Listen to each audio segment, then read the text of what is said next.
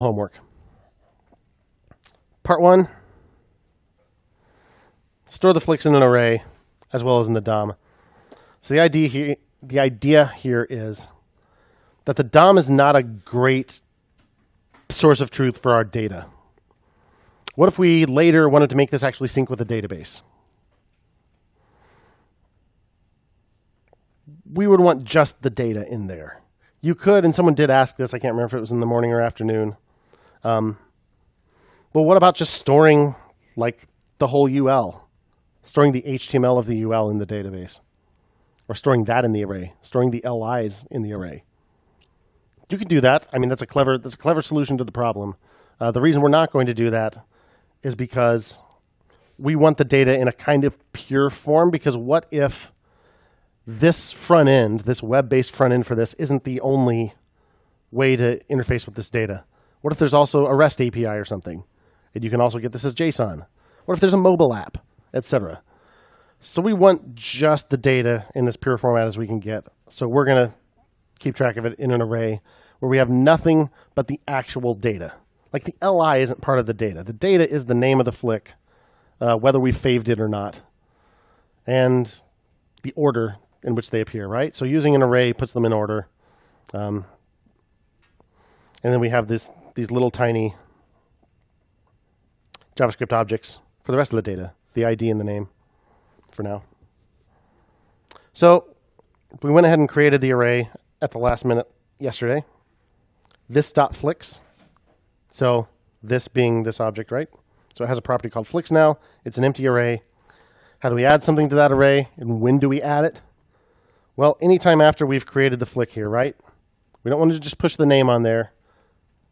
Oops. Gave it away. We want the whole darn object, right? The whole darn flick. So how do we add that to the array? Who did it? Practically everybody did this, right? How'd you do it? Push, right? Yep, just like in a lot of other languages.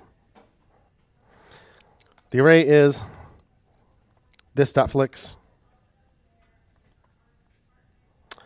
.push. Push what? This particular flick right here. This.push flick. I mean this.flicks.push flick.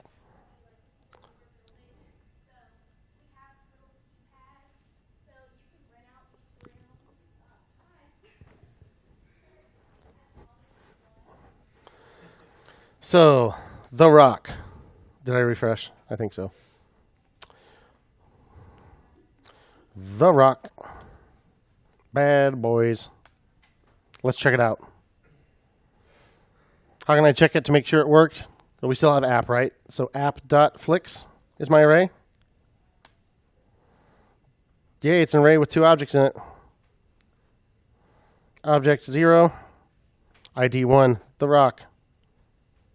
Index 1, ID 2, bad boys. We did it. Go us.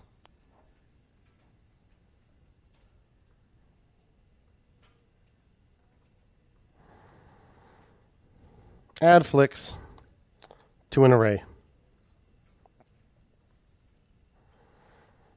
So basically we're managing the state of our application, all the data that's important to it, separately from its presentation. And for right now, that's a little extra work because we kind of have to do both manually. That's a good habit to get into.